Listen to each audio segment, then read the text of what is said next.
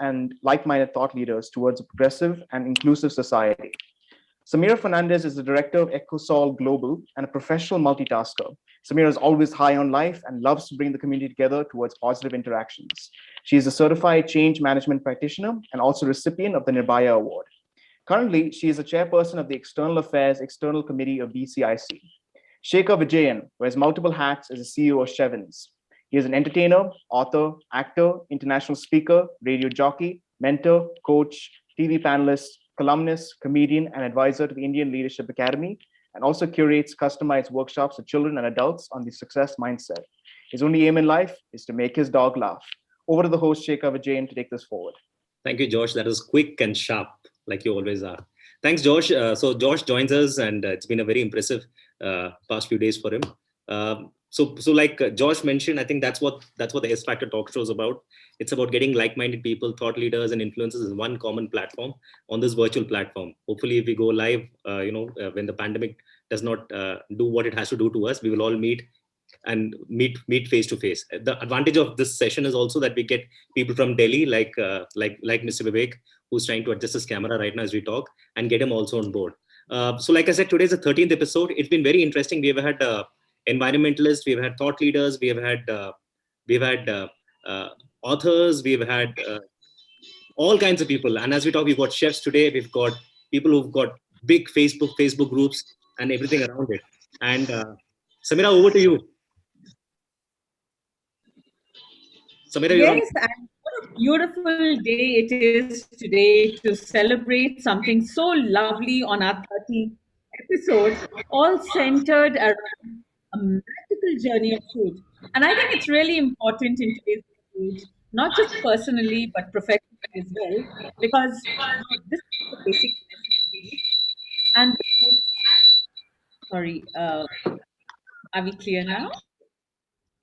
And also, this ensures that everything in the world moves in the direction to be healthy, happy, and hopeful of a brighter future for tomorrow. We have with us, I would like to say, the magical panel, because these are the people here, industry stalwarts, who are out here to share their experience on not just what they are doing professionally, but what are some of the relevant realities that they are facing. And, what is it that they are doing to look at this brightful future? So let's start by introducing our panelists. We have Aslam Ghafoor, who is the General Manager, Luxury Dining of Dine Out. We have Ronak Kundu, who is the founder of Bangalore Foodies Club. We have Vivek Ved, who is the founder of Food Advisors. We have Rajat Braganza, the founder of Lamara. And we have Selva Raju, who is the executive chef of Vivanta by Taj. And, these diverse panelists coming together, sharing opinions from very different strata and segments creates new vibes in all that we do. Before we continue, I would like to quickly also acknowledge the contribution of our partners, Ecosol Globin, Shevins Entertainment, we have Boopalam Botanicals, Cicada Media, I Am Here, IJ Enablers, News Karnataka, Dew Dupont, Motherhood, Peppercoin, E-Transform, Sunshine Bakers, Elephant Marketing, Threadwork, who are here together to look at collaborating and creating great vibes in taking this forward. So without further ado, Shekhar, over to you. Thanks, Samira. Thank you so much for... Shekhar, we can... Yeah, you can hear me now, I'm sure. So thanks, Samira. Thank you for introducing our wonderful panelists, who are all, like I believe, all versatile, very eclectic. Some of them I know very well. I know Ronak quite well. I know Chef Selvaraju sir very well. I've also known Vivek very well over the last few days. Now that gets us to our first question of the day. And this is a question I would love to ask. I would love to start with Ronak on this. Ronak, we know you handle the Bangalore Foodies Club, and not just that, you are an entrepreneur in your own right. You're a consultant. And I know that you came back from Switzerland to come back to India and start doing your own thing out here and back in India. And you have gone through a lot in the last few years. Now this pandemic has taught us a lot. Now, from your perspective, what is that magic potion which keeps this food industry alive? First of all, thank you, Samira. Thank you, Shekhar, for inviting me to this wonderful panel. Both Aslam, uh, Vivek, I have never met in person, but I'm a great admirer of him. Aslam, of course, we bump into each other at least maybe twice a month. If there was not a pandemic, there would have been more events. And Chef Selvaraju, we are all a great fan of Chef Selvaraju. Absolutely. From his Taj MG Road days. And he brought in a lot of continental food to Bangalore, which was unknown and which was not done really well before he took over the reins. So, yeah, great to be in this kind of an esteemed panel. Regarding what gets us going, as we say that food industry, there are whenever there is a recession, there are two things that's a great indicator of the recession or in any kind of crisis. One is alcohol, food, and any kind of indulgences like chocolates, cosmetics. We have seen either their sales go up radically or squeeze for a certain time period. It shrinks, the market shrinks, or it just exponentially grows. And what we have seen over the last 1 year is that there has been an exponential growth in online food business. Okay, I must say that online food business has seen an exponential growth because of this multiple lockdowns and because of the eagerness of all our people to eat good food, eat variety, and of course eat restaurant-like food at home. Now here I have a few things to say, but I would leave some of my thoughts regarding food aggregators for a later time. But first thing is that there are 2 or 3 trends that we are seeing now in the industry. First is that lot of homemakers, a lot of people who used to dish out fine food at home, they have suddenly got the encouragement or they have suddenly got the faith that they can commercialize their offering.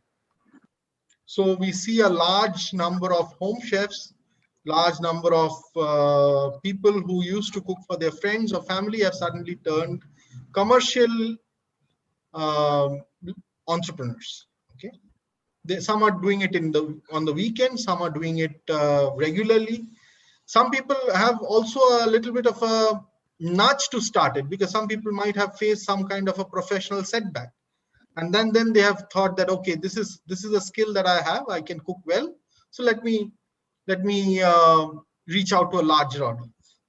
So this is one trend that of course that is happening. Second trend that is happening is that, of course, the bigger brands, the larger brands who could weather this storm, they have successfully survived this, and they are now finding innovative ways to take their offerings. So whether it's barbecue in a box, feast in a box, brunch in a box, or ready to grill. Like I can give you so many examples. Marriott is doing something. One of our friend Aslam would know, Jagdish Menda is doing a grill in a box. A Barbecue Nation is doing the entire buffet in a box. So there are different offerings that bigger restaurants or bigger chains or bigger hotels are coming up with. And the third thing that is happening is in terms of technology, in terms of the whole experience. Now we have started, now dining is not only about food. When you go out to eat, it's a social thing.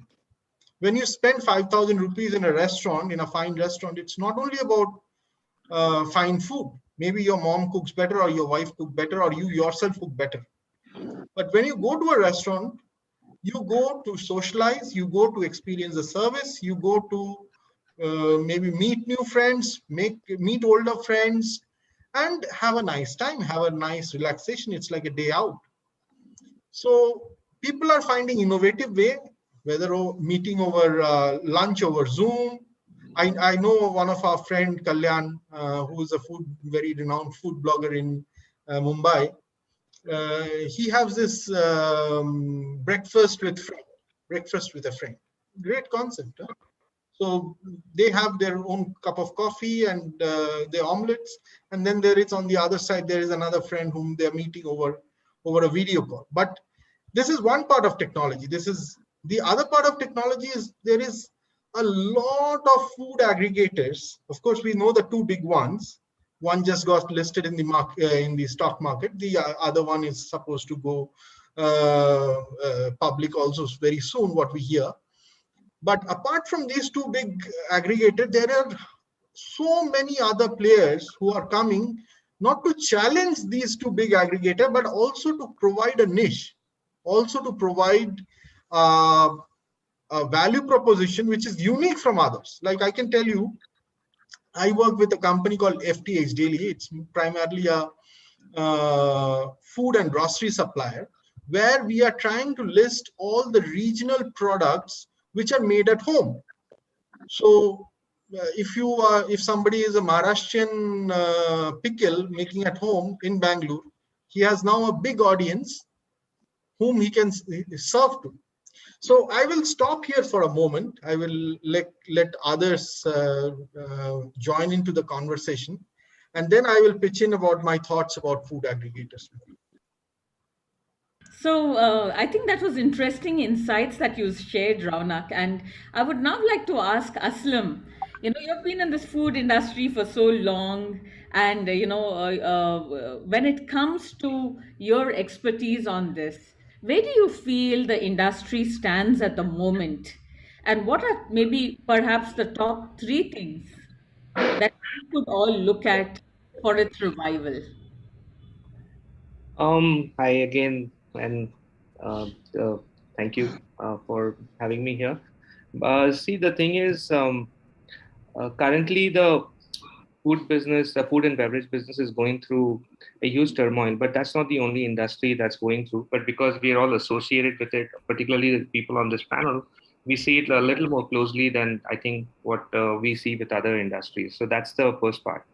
The second part is that yes, there has been bloodshed and mayhem in the market. There is going to be players that will survive the tide, and some will fall by the way, and some will change hands.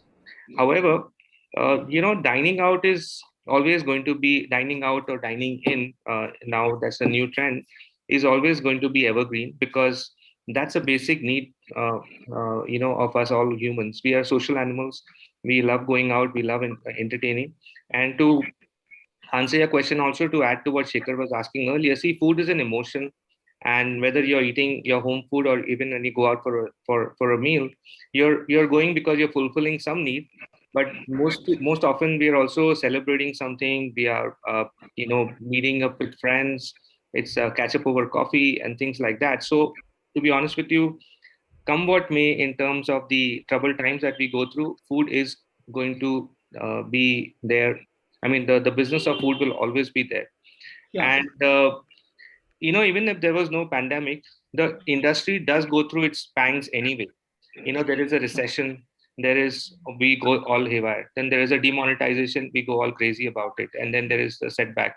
There was a liquor ban, 500-meter liquor ban. And, restaurants went through extremely bad times, but no one predicted what we're going through now, because it kind of is a mother of all problems that we are going through in the last 1.5 years. So I think if we can tide this, which we will, no two ways about it, and it will become a blip in our memory in a few years from now. What we are going through is going to be a challenge. So, what are the few things that I think you said we should keep in mind for the revival of the industry? So, a couple of things that I think are very paramount today is, number one is to actually show comfort and security to everybody. And I'm really talking about a situation where people are dining out more. So, Yeah. when somebody is either dining out or ordering in, to show that the food that they are going to engage with is safely made, it's a safe environment if they come to eat, and Yeah. also the cuisine is going to be something unique. So that's number one. The second thing is, I feel uh, uh, F&B operators have to stay a lot more connected with the customer today, by keeping them updated on what exactly is going on the other side. So I think it's a very two-way engagement, and there is many ways to do that with it. The digital technology is the best technology to stay connected with your customer. And Yeah. the third thing, which I use the word technology, I think technology is going to play a huge role in the way we do business in the F&B world. And I'm not talking about robots cooking our food. I'm not about robots serving our food. It's about non-intrusive technology which works in the back. There is still a face to it. There's a customer who walks in, he has a face. There's a chef who cooks for that person, there's a face. The person who serves you has a face. So all that will stay good, but a lot of efficiencies will built in, because one of the things that this pandemic has taught us, that if we were operating at 100% expense, and currently in the last year and a half we had to maybe cut it by 40%, 50%, it showed that we could have actually worked more efficiently, which we had taken for granted. So I think costs are going to be very controlled, and technology will help us do that. So yeah, food is here to stay, and we will watch the three things that I said. There could be a couple of more, but these three are going to be paramount in terms of making sure the industry goes forward from strength to strength. Thanks, Aslam. And I think those are good pointers for all those who are watching us and hearing, to see how can this industry be further revived. I would now like to go back to Vivek. Vivek, you've been, in this industry, diversification as a food advisor, and one of your objectives is to also integrate India as one through food. And you also have told us about, how you have this food advisor shop, which is a platform for home-owned entrepreneurs to open shops without further hidden cost and other things. And it's going to be the mother of food apps. So my question to you is, you have a lot of innovation and creativity up your sleeve.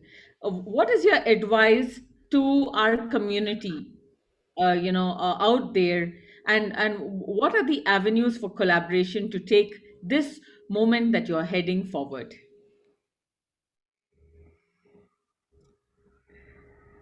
We can't hear you. If you can unmute yourself, Vivek. Okay, Yeah, here we go. I'm sorry. lovely. Namaskar. My wife was just asking me, "तो आपका number कब आएगा? When am I going to speak?" So thank you, Shekhar. Thanks, Samira and Gafur Saab. Yes, that's stalwarts and Ronak. Yes, we haven't met, but we know each other for the last 7 to 8 years. Um, we all belong to the foodie community of Bukas. We're all hungry for food. We are living food. That's what is common between all of us. I don't know whether I'll answer your question or not, but this pandemic has taught us huge things, some bad, some good, some new, some old.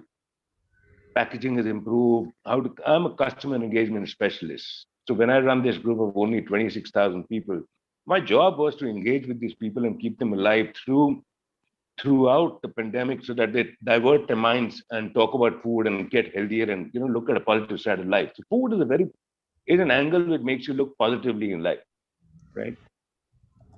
Earlier, when the pandemic started, I was advising people on the new entrants are going to come into this business and it's going to be back again. This time it has confused us all.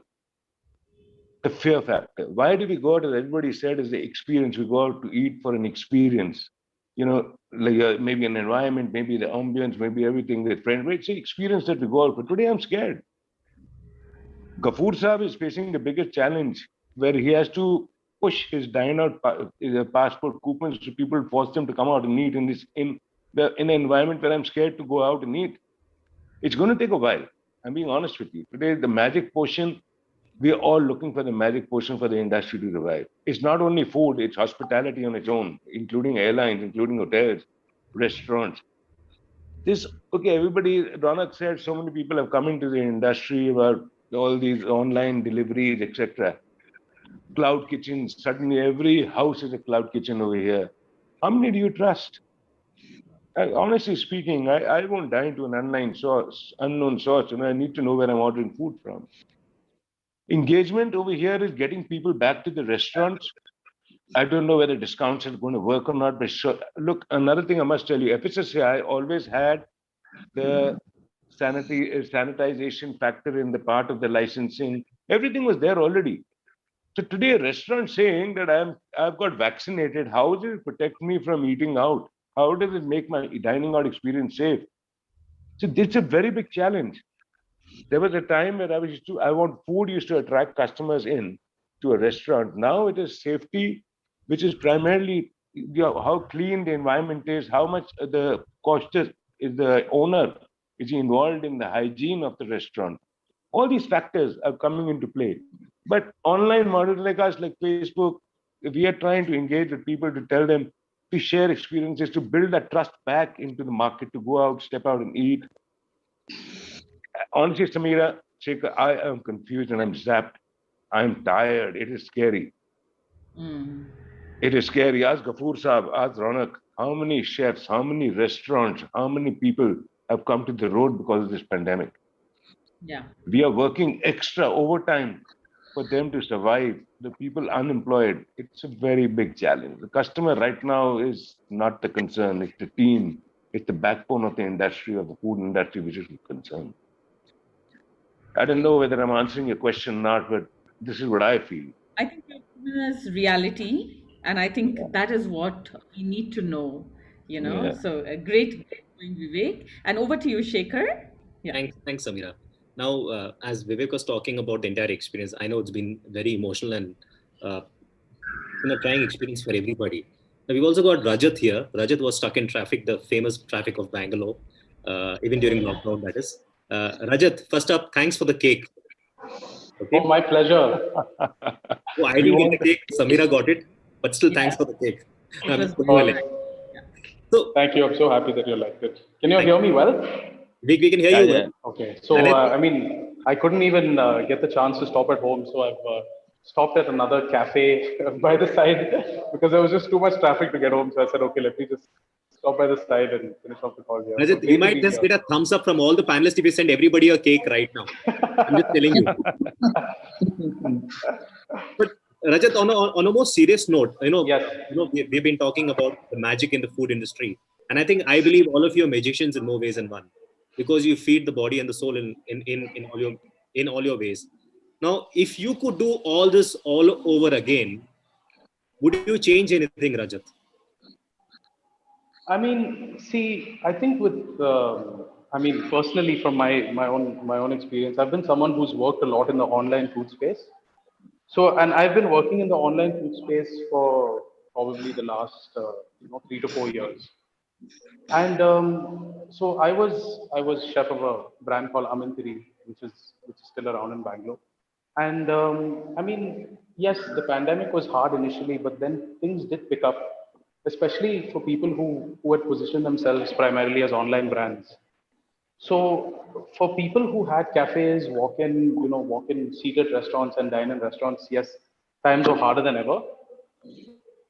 But I think for a lot of online brands, and yes, in this case, I am speaking for myself, that there was quite a bit of optimism, even when the pandemic had started, because there were brands that, to a lot of new brands, it really leveled the playing field, and a lot of brands who were at their peak, and a lot of brands that were suffering, all of a sudden everything was everyone was at a level playing field. And I think it gave a lot of brands, new brands, an opportunity to maybe come out of their shell and try and start new things. So I think it's definitely shattering to the food industry what the pandemic has done. But I feel like there are some brands that were able to capitalize on these things by focusing on hygiene, putting across some of the ways that they've looked after, let's say, hygiene in their kitchens, and actually managed to see some light at the end of the tunnel in some ways during this pandemic. So Thanks, Rajat. Rajat, our topic for today is magic in the food industry. And as you talk about magic is being created right now because we got Chef Selvaraj who's joining us. And he's actually creating something in front of you, in front of everybody else right now. Hello, sir. So nice to see you. Chef, welcome to the S Factor. Absolutely delighted to have you with us. I think we'll have to unmute Chef Selvaraju. Sir, you'll have to unmute yourself. Unfortunately, the mute and unmute button doesn't need magic. Let him cook. Yeah. Yeah. So a quick question to you all. Yeah.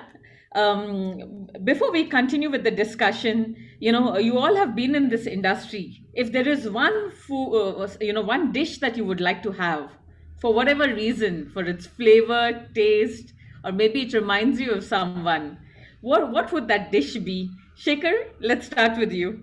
I would love anything with eggs. Anything with eggs. Okay. You can bribe me with eggs. Eggs is one currency I'll work for anytime. Eggs is my weakness and my proteins. Proteins, yeah. Eggs all the time. Aslam, the most underrated food of India is khichdi, and I think that I'm sure not just for me, but for a lot of people, it's the most comfort food after anything that you want to have it with, and there are variations of it. Aslam Saab, Uri Baba, aaj ka paper mein, in Hindustan Times, there were 21 varieties of khichdi. Exactly. So I've been under a state of shock since morning. So the thing is, that is my comfort food, and there are variations of it. Yeah. Beautiful. Vivek, what's yours? Mine right now, at the moment, is Golgappas. Wow. I'm dying to eat them because that's street food. I'm scared to eat, but I'm dying to eat Golgappas right now. So, when you say Golgappas, is it the Golgappa with tequila shots or just Golgappa with... now we're talking. Or like Ronak would say, puchkas. The Golgappas, the street. The authentic one, Shaker. Yeah, that's the authentic one. Yeah, Rajat? Apart from delicious, tasty cakes? I would say my biggest comfort food is probably dosa, and not the proper Kannadiga style dosa, not the Tamilian variant. Definitely the Kannadiga style masala dosa. Beautiful. Ronak, how about you? I'm a Aam Aadmi, so I go with Aam Aadmi choice, that is biryani. Ronak is playing it safe, man. And I love all kinds of biryani. I love Hyderabadi biryani, Awadhi biryani, Kolkata biryani, Donne biryani. You give me any kind of biryani, I just love biryani. Chef Saab is finished cooking. Chef Saab is finished cooking. What's he cooking? Chef Selvaraju, if you can unmute yourself. Sir, if you can unmute yourself. So you might need to, So excited. Chef Selvaraju, if you can unmute yourself. Yeah. I think he's unmuted. Yeah. There he is. Hi, everyone. Hi, Chef. Hi. Go ahead. Nice to catch up with you all this afternoon. Welcome to the S Factor and glad to have you. A quick question, Chef Selvaraju. What's your favorite food? Oh, my favorite food, my mom cooking. Sweet. Maa ka khana. Maa ke haath ka khana. Correct. So what have you been cooking there? You've shown us something absolutely fantastic. This is one of my guests who's sitting here and eating my brain last 2 days. So he wanted to have some prawns with unique way of my style. So I said, okay. I had some nice, fresh prawns from the, I'm in Bhubaneswar now. So we got some coastal prawns, fresh prawns. And tossed with a nice tarragon. I love tarragon, fresh tarragon. There's plenty of available here. And tossed with little olive oil, extra virgin olive oil and garlic. That's all, nothing else. Joshua, are you feeling hungry? He's Yes. killing us. He's killing us. Chef I'm is killing dreaming of us. it. So, Chef Selvaraju, can you just quickly tell us what is the secret to your success? Because everyone who's interacted with you and heard about you and also tasted your preparations tell us that everything you do is simply outstanding. Can you tell us what is the secret, success behind everything that you do? Okay. See, when I completed my, the catering technology at Chennai IHM way back 1985, so I got an opportunity to join with Taj Guba Hotel. So we started my career. My guru, which means my, chef who used to be my mentor, my whole and soul, whatever. And I learned each and every dishes from him during my tender age, from a normal village to we have moved to Chennai, entire family, because of my, learning part. And it was unbelievable from there onwards. I moved step by step, got an opportunity to work with some of the top chefs from all over the country, all over the world. Also to study at Culinary Institute of America for some time to bring back, my culinary style. So it's all because of my success with working together with various chefs. That is where I learned, picked up a lot of recipe, secret recipe. And one thing I don't do, that I don't do shortcut. And if I don't have ingredient, I don't touch my cooking. Right ingredients. That's the basic things. If I have that all the ingredients to in my hand, then I will do my cooking. That's how. The same thing goes to my people who's working under me. They also follow the same thing. That is why we never failed any of my restaurant or the food taste till today. Everyone loved it. Thank you, Well, sir. wonderful to hear this. Thank you, sir. Thank you. Thank you, so and so nice to see you joining in from Bhubaneswar. Samira, I must tell you this: Chef Silvaraju is a very kind person. When I'm saying kind, he's very kind with his time, and I don't know whether he's very kind with his recipes, but he's very kind with his time. And the fact that he's out there in Bhubaneswar, making something live and talking to us, I think it's really a big deal. Thank you, sir. Thank you for joining us. Thank you, But sir, I want to ask you this, sir. In your long and checkered career, sir, you must have created the best and the worst dish. Is there something which is your best dish? I know for a fact you like baby corn. I remember you told me this once, baby corn or bengan. I'm not sure which one it is. I hope the options have changed. But sir, from your perspective, which is the best dish you've created and which is the worst dish you've created? Oh, you're asking the mother, who's your best son, who's your worst son? Is that correct, Vijay? Shekhar? It's like that. I don't have. If I produce, I'm be honest with you. I never come across worst food till today. I'm not saying that I produce all the best, food, but the comments from the customer I get, that is where my strength goes up. When they taste the food and they give me the feedback, chef, how do you make such a unique dish? And we just arrived not even half an hour back. That's how. I don't have anything else to say that. Thank you, sir. Thank you, sir. You And just spoke. there are people. There are some of the top senior delegate whoever around the world. I had cooked food for everybody. In my experience, Bill Clinton, those days. I worked in so many countries: Sri Lanka, Maldives, Mauritius. During the Sri Lankan time, there was a time we had the tsunami. I was right in the hotel in front. We all got it literally worried about what will happen, but nothing. But we have everything, ingredients are available, so we managed to put all the dishes. It was on the, I think, New Year time, Christmas time, so it went everything successful. That is where my food strength. Thank you, sir. So, and for everybody who are on this, on this platform. Shekhar. Yeah. Yes, Vivek ji. Shekhar, you're asking which is the best dish to order over here in a restaurant on the menu. You can't ever ask a chef which is your best and your worst dish. never make this mistake asking a chef. It's like going to a restaurant saying, "Bhai sahab, but सबसे बढ़िया dish कौन सी है, सबसे गंदी dish कौन सी है?" Yeah, Haji. I'm telling you, you are going to be off the chef's database. He will never call you. No, I am on a speed dial. Don't worry about that. On the most. So I'll just change the question here a bit. Now, Vivekji, now you spoke about dishes. If there was a chance for you to dine with a fictional character, who would you want to dine with? Like, I would love to dine with Tintin. If I had choice to dine with whom? With a fictional character, somebody you have read about, like, say, an Asterix, would be a Tintin. Julia. Yeah, boy, Julia Roberts. Okay. That's it, not picture, she's real. No. Aslamji, what about you?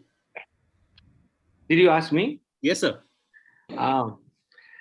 Well, I got to really raise my mind because just pick up any of the comic characters because they won't eat and I'll just do all the eating. So somebody like a Jim Carrey? Yeah, not Jim Carrey, but I'll go more inane, which is Superman maybe. That's nice. And he could also fly away. Yes, exactly. Ronak, what about you? So I'm a little philosophical in this right now because I would rather go out with any of my friend and eat with a group of friends, have a relaxed lunch, wine, dine in a restaurant of my choice. That itself is a big dream right now. So, I know. Actually. Forget about a fictional character. I would love to go on a lunch with Vivek and Aslam and you. I swear. And have a nice, relaxed afternoon. I think the way things are, we are all becoming fictional characters very soon. The way the pandemic is. Exactly. Okay. Yeah. Rajat, what about you? Your mom is listening to you, by the way. Oh, thanks. Okay, so I need to be on my. No, I'm just pulling a leg. Yeah. So I would probably say Sherlock Holmes. Nice. Suspense. Samira, what about you? I think it would be Hitler because I'll ensure that he speaks and does the ordering while I do the eating. And you'll do Achtung Baby, yeah? What about you, Shekhar? Yeah. I would love to dine with Asterix. And get that magic potion. Not Obelix. Not Obelix. Obelix in the past. Thanks, Amira. Yeah. I wanted to say Raj Kundra, but then I thought Now the real Ronak is coming out. Half an hour into the show. We're for some investigation soon, so take it after the show. Well, just a quick question to you all, and if you could answer with one single sentence or a point. The lockdown has taught us a lot of important lessons. But what is the one lesson that you have learned professionally which relates to the food industry in your own way and in your own experience and perspective? I would like to start by asking Vivek. Oh, very simple. I'm glad you asked me. There is one rule which I always stick with. Before the pandemic, before I got into food business, is your database. I've been after restaurants, everybody to maintain databases. 80% of your business is going to come from 20% of your customers. Please play on this damn thing. Today, I cannot get any new customer to step into my restaurant, but at least I can get the old customers to come back to me. Only if my database of customers was ready. This is the core of survival today. Vivek, it sounds like music to my ears. Absolutely, it is. Nobody listens. Yes. I've been going mad to restaurants, boys. Database do. Restaurant owners don't understand what a big mistake they have done by let go their customer database to these food aggregators. Yeah. Trust me. The biggest, it's like, I can't even take that language. Ronak, Samira, I'm a consultant to 8 banks in India, and my job is customer engagement. The first thing we do is grab databases. If you don't know who a known thief is better than an unknown thief. The 80%, 20% rule applies to every business. And without a CRM, how can you survive? Absolutely. That's it. So that's my mantra. Absolutely. Yeah. Aslam, how about you? What are your thoughts? So one of the things that I think this pandemic has taught us, it's a bit somber, is that, to cherish every moment. I think like what Ronak just echoed a little while back about dining with us, that's become such a distant dream in terms of in this food business, where, the simple act of independently at free will getting up and calling a friend or family member and saying, let's meet up, we need to think twice whether we can even step out. So I think that introspection and that freedom is what I think we need to bring back to dining out or dining with someone. Trust. Yeah. Ronak, yeah. I'm going to take up from where Vivek left, and the food aggregators are doing a bigger disservice to the industry than helping the industry. So first of all, they initially what they were doing is they were accumulating the database, customer database. Now they have started working on the customer database and have started their own cloud kitchens. Second thing is that what we will get after a few years is hopefully not is that more of the same. You don't want already Bangalore. Like I said, I love biryani, but it's not that whenever I want to go out, I want to eat only biryani. I want diversity in my palate. And more of these food aggregators, since they are seeing that there is a trend, they are doing all this analytics and all this AIML and all these stuff. They're putting their money more and more where the orders are coming from. They are setting up this huge. Rana, why only food aggregators? What has happened to MasterCard? It's been banned because all data was going everywhere. Amazon, why did they launch its own brand? No, at least there is duplication of data. At least the restaurants also have it. They also have it. Yep. Here the problem in the food aggregators, the restaurants don't have it, and the food aggregators have it. So any brand today, if there is Rajat is the only restaurateur in this panel, but if there is a restaurateur who is listening to this, they should, if they want to build a brand, they have to build a direct to customer model. Absolutely. They cannot solely survive on the aggregators. Yes. Aggregator can be a brand building exercise for a short while if they have a short-term goal. But if you have a longer-term goal for your brand, if you think a product can cut ice in the market, then you have to have a direct-to-customer model, whether it's takeaway, delivery, dine-in, whatever is that. You should have a database, you should have a CRM, you should talk direct to your customer, you should know your customer's preferences. You need to have this data all in-house. That's when you survive. They don't want to do it. They don't want to do it. It's just a poor game. Some of these cloud kitchens and people who are taking they will get the revenue, but they will never see the profits. Never. Chef Selvaraju, you have the same customers coming in and complimenting you on everything that you do and trying out different food? Sorry, I think we've lost him. Rajat, let me ask you the same question. You have started this lovely business. Who are your customers? So firstly I have to say I just cannot agree more with Mr. Vivek and Ronak that I read in this one book called Front of the House, where they say the two pillars of the food industry is your product and then your customer relation. And I think one thing that aggregators have done is removed interpersonal relationships between brands and their customers. And it's such an important thing when it comes to creating longevity and creating long-term business. Swiggy and Zomato have really, removed communications between customers and restaurant owners and restaurants. So I would say definitely again having a CRM, having direct to customer business, which is exactly the model Amara is as well, is extremely critical if you want to build something that is long term. And I would also say one other really important thing to sort of sum it up is to invest in tech.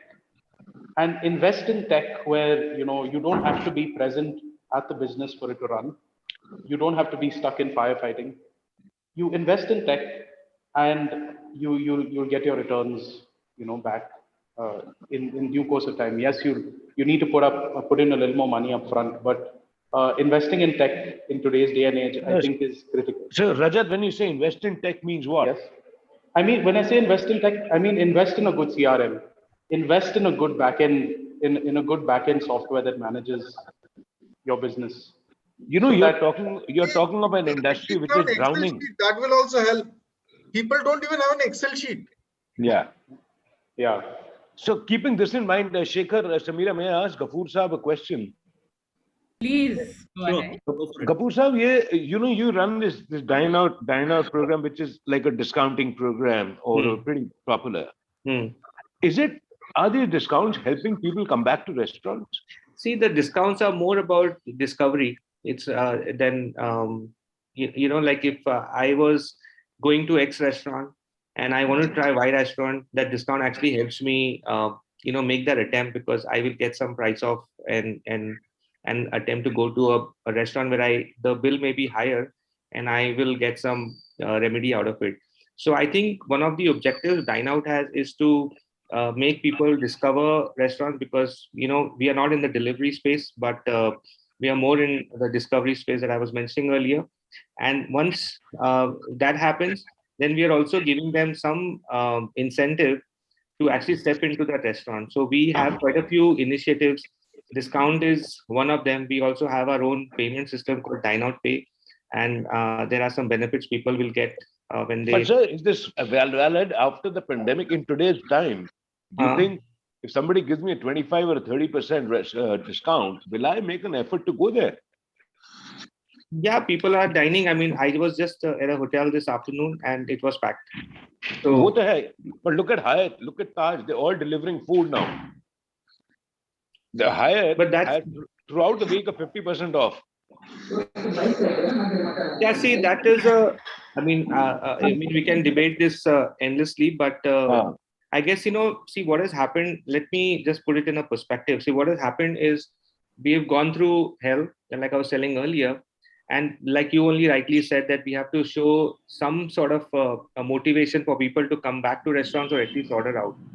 But in the face of lower footfalls, because people are very worried to be going out and dining because they're not safe, you know, restaurants are trying to come to your home, and that is one of the reasons also cloud kitchens have become a very popular thing today as a business model. And people are creating brands where they will bring food home. But at the same time, how do you attract people to all this? Because there yeah. was a time when people were not even willing to take a packet from a food aggregator that came to your house. They said, please leave it somewhere near the security, and they would spray it with antiseptic before they took it. So there's a lot of this uncertainty that's going around. And Right. a restaurant here, as you know very closely, because Ronak and you particularly work with them, they are going through hell. I mean, the cash flows are just so minimal that they want to attempt whatever they could before they get shut shop. Agree with you. So I think you know, it's not just one remedy of a discount. It's a collective approach of uh, incentivizing a customer. It's about showing them what they are doing. It's about I mean, in terms of what the cuisine that is being offered. It's also about showing the fact that, you know, it's a safe place to get something from or to go Yeah, to. So yeah, the I we think care that's attitude. Yeah. I, I I am a customer of Dine Out, so I can tell you Dine Out stands out little different in this place is because they offer me curated restaurants. that's right. Right. So that's the most valuable thing for me. So when I go to a platform, if there are hundreds and 200s of these unknown places, rather than I know that these 10 places which are curated and these are top-notch restaurants where I get a 20% discount, of course, there is an incentive for me to go out and go. So Exactly. so I know JW Marriott serves great food, and whenever I'm dining in JW Marriott, I'm using Dina. So it's like that connect. Yeah. So No, I think that's it. it's a That's very all I valid want to know. point. And I just want to turn your focus to something that has come up on the chat by Nirmala Mahajan, who talks about, you know, the food delivery model of Zomato and Dunzo. But I'm going to stray a bit. And my question to you all, please listen very carefully because I'm going to repeat it only once. The question is, do hotels and restaurants need to enhance their relationship with their customers, or can they outsource the relationship building to apps like Zomato, Dunzo, Swiggy, and they do the relationship building, and restaurants just, produce and create food and, keep that ready?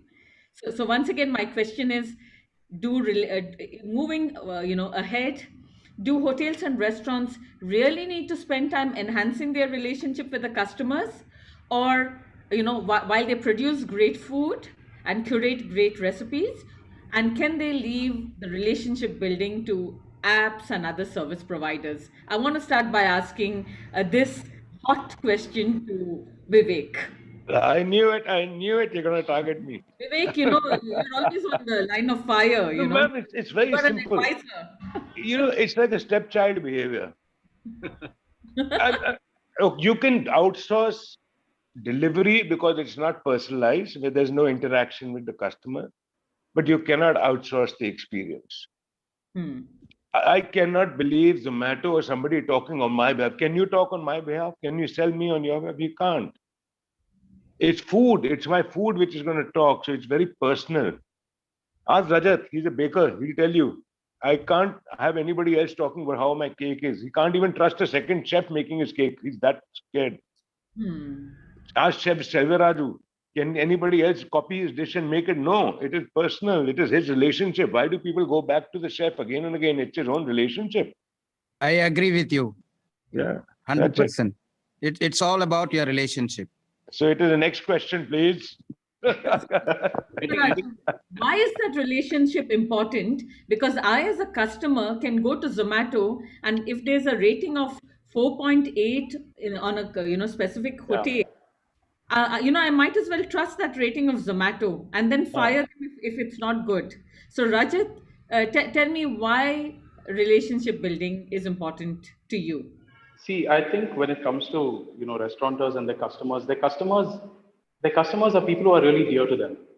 Okay. And I don't know if we're at a stage where we can necessarily trust aggregators with handling our customer relationships, because just going basically based on their history, of aggregators opening competitor brands, when really their job is to sort of support restaurants in what they do and not open competitor brands. So for me, I think that's one reason why I probably don't think it's something that can be trusted aggregators. It depends on your objective. Okay, if you want to be a factory model where you want to churn out large volumes and your focus is mainly on production, your focus is mainly on getting volumes out, but not getting something niche, not making something gourmet, not making something custom made. If that's not the focus, if yours is like a factory line, then of course you can outsource the relationship. Then you just focus on the low margin core operations. Yeah. You are making masala pastes. Bilkul theek bol rahe ho, Ronak, you're saying the right thing. What I would add to this is, it's like giving 10 bloggers your data, a note to write for you. Yeah. It's like that. It's like doing mass advertising. It's like, yeah. So that is first part of it. Second part of it is that where is the margin game? Where is the real margin? If you are only focused on production, then your margin is, you will have to play with those 5% and 8% of margin. If you're only focused on production and shop floor. But think of the ideal case study for me is Domino's Pizza. Today, Domino's Pizza has 60 to 70% of their delivery through their own channel and own relationship. Whereas all the other aggregators put together is 30%, and they pay the least commission to Zomato and Swiggy. Yes. The reason, because Zomato and Swiggy knows that Domino's Pizza can survive without them. Absolutely. So they have a shop floor, they have a mechanized process, they have a very standardized menu. but still they maintain the relationship. Still they hold the relationship with the customer, and that gives them that margin. So any restaurateur listening to this, please build your own relationship with your customer. Yeah, Samira, just to add to it, I was for one did a pilot test with a bank, and where I was handling customer relations externally to a bank. Okay. Okay. So means they had given me a set of 200 customers. I had to maintain the relationship. What was happening was everything was damn good, but all major decision making is still with the bank. So if I'm going, then what's the point of externalizing the whole equation? You know, customer relationship means it has to be happy, unhappy solved there and then. So that's the whole thing. I think that's us. And Aslam, is there anything that you would also like to add to this? Yeah, I think it really is a hybrid situation that I think things will be. I mean, if you look at other industries like the airline industry or the hospitality in the hotel industry, there are we know of apps or all the Make My Trips and the Booking.coms and so on and so forth. There's always been backlash with them as well. But I think finally what's going to happen is we will find some level playing ground, and this animosity will continue forever. And as far as the question of database management is concerned, see, I started working in hotels several years ago. And ever since then till today, people who collect my date of birth or they collect my wedding anniversary or my kids, I have never ever, I mean, or rather maybe 1% or 0.5%, somebody got back to me in terms of, what they did with that birthday and anniversary thing. So, with due respect to the fact that they should all do this database management, but I think restaurants and hoteliers are quite busy serving guests, and this is just another day. And I don't know with whatever chess beating we can do today, whether they will really be doing it still in the near future. And as far as Swiggy and Zomatos or any such aggregators are concerned, who created the enemy? We did it. I mean, I can tell you, I order from it, and as much as all of us on this panel may be ordering from them. And if we stop ordering from them, that's really when you're sending out a message that, hey, we don't need you. But we 10 people may stop it, but the world is not stopping, because today the customer is disloyal. The customer wants the next deal, whether it's on XY platform, ZY platform, whatever it is. So that's the reality of the game today. And that's what the restaurant is trying to fight for, is trying to fight for that little mind of share of that customer saying, hey, I'm also here, please buy from me. And if there is no excitement, customers, today it's all a computer, I mean, a mobile screen. That's all it takes to get somebody off your eyes. It's not, you're not standing at someone's door. So one has to be very practical about, where we are. And we cannot wish anything away, because we made the monsters ourselves. That's all it is. Yeah, and also it depends what relationship you want to maintain. So there are students who have relationship with discounts. Absolutely. There are people like me who like to be recognized when we walk in. So it all depends on what is the relationship that you want. That's it. So I think Vivek ji, Rajat, Aslam ji, Chef Selvaraju sir, Ronak, I think it's a very, very interesting discussion. We can keep having this discussion because this is a constantly changing industry. But Josh, from your perspective, you've been listening to all of them, and you're a young man. You're just in college. Hopefully, so are we. Yeah, we are also young. How dare you? But he's younger than us.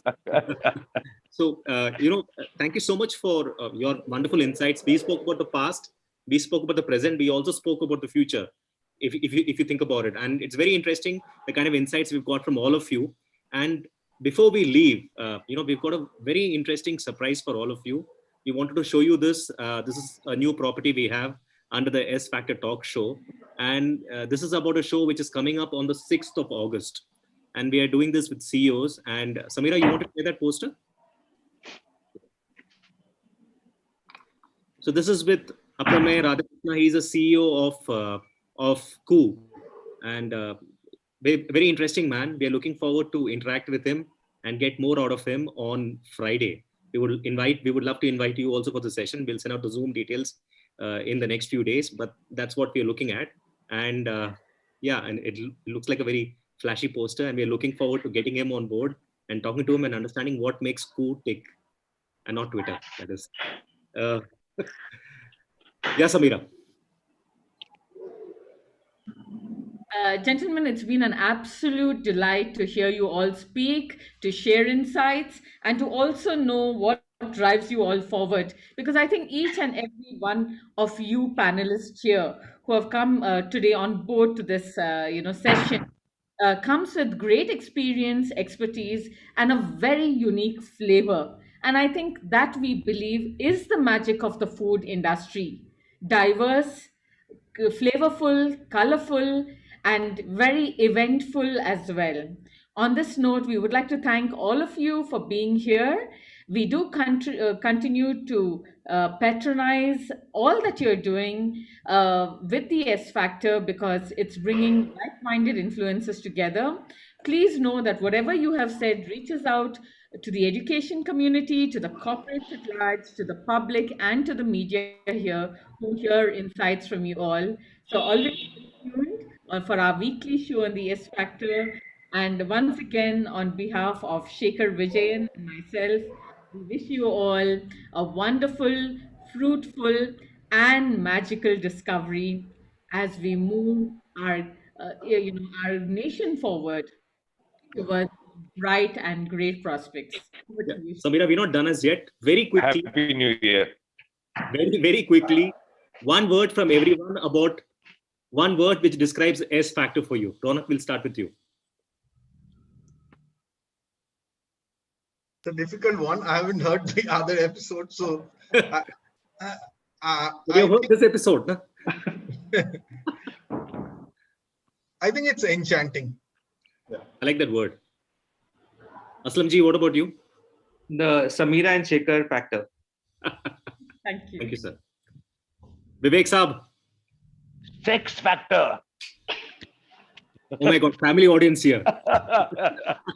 Rajat's mom is listening. Rajat. Dynamic. Yeah, Rajat, go for it. Dynamic and engaging.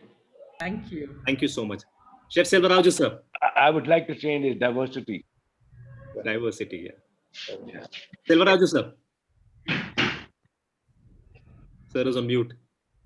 Chef doesn't like you, he's gone. The smile factor. The I'm smile sure, factor. I'm sure he's going to say that. Keep smiling. I think we might just have to lip read. Absolutely. Josh, what about you? The next factor, because it's the next big thing. Absolutely. Thank you so much. Thank you so much, everybody. On that Joshful note, I hope you have a wonderful day and a wonderful weekend. Thank you, everybody. Thank you for joining in. It's been wonderful talking to all of you. You all are very enterprising, very versatile. Thanks, Samira. Thank Thank you. you so much. All the best. Thank you so much. It was lovely. Thank you.